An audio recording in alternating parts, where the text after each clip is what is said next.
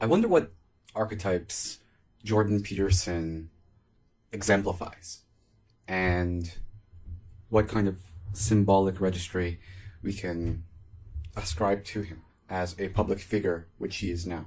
One, I think, is that there will be a twilight of this idol, and I wonder how that's going to play out.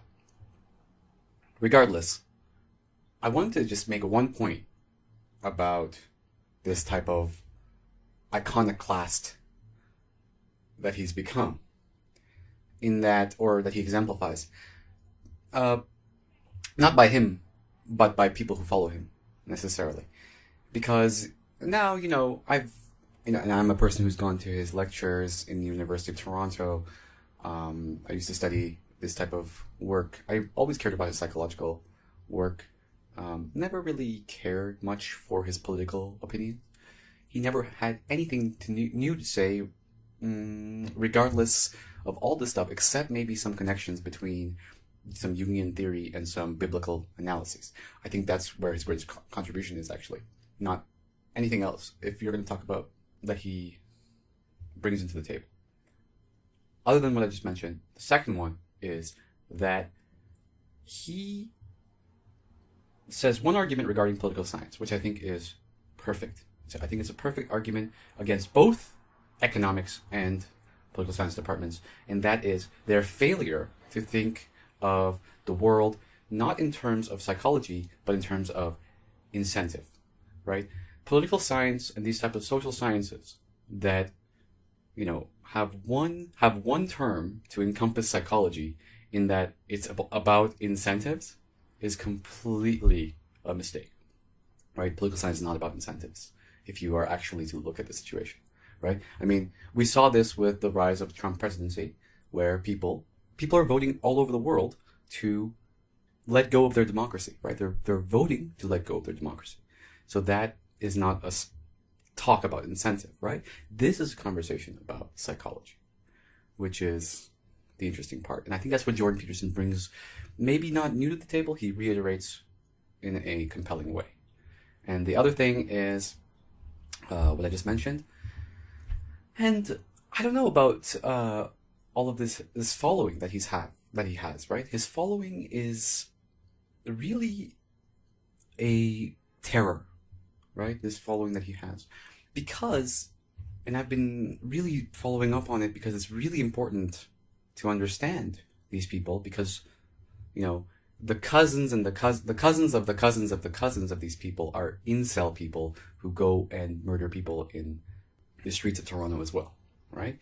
And I think that's an interesting place for this conversation to be had, right?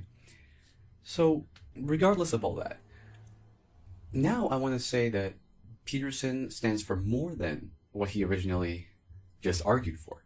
Now, when I go on online forums and if I criticize him in some way, if I say something about Jordan Peterson, people automatically assume that I'm a left-wing feminist, whatever. And that's hilarious to me, because that might not be the case, or whatever they're boxing of me, right? And they defend him wholly, right? So if I criticize him, I become a representative of the left. But is the left equal to deconstruction criticism? Of course not, right? But this is an interesting ideal, right? If the left stands up for the fear and the terror of the left is that they eat each other, they point fingers at each other. What the right people call about them is virtual signaling hierarchies, right? That's what the left does. That's for the right, that's a consideration of virtue signaling hierarchy. But for the left, they look at it as constructive or deconstructive critical theory, right? Which is a really insane duality, right? How one group of people looks at it like this and the other group of people look like that. Regardless, this self-eating ideologies within the left, where people are supposed to self-critically assess themselves and call each other out on the radical left, basically is a constant dissolving aspect of power, which is actually the point. The point is to have a constant dissolving aspect of power, because that is what democracy, the truest form of democracy would be. Democracy would always be considering the space that you take up. Now we're going to just flip over the table, because I think that considering the space that you take up is also a consideration of the right. But the point there is to become an alpha, to take over, to be a capitalist, to take up all the space you can, right?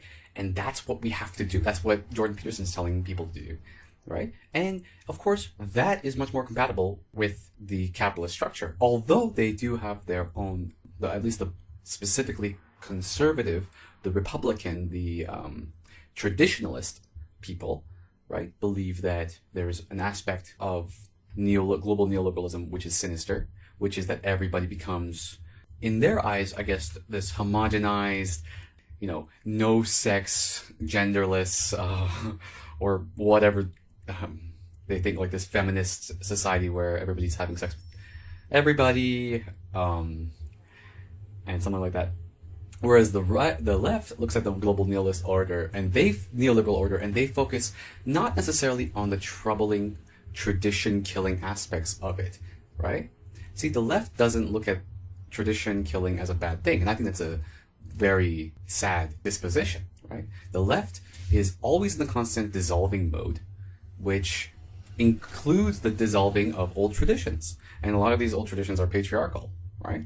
Whereas the right, and the Peterson right, specifically looks at those patriarchal traditions as being there for a good reason, even if it's patriarchy. If it's he I think discusses whether we can call it a patriarchy or not, because there's different interdimensional social games according to that perspective.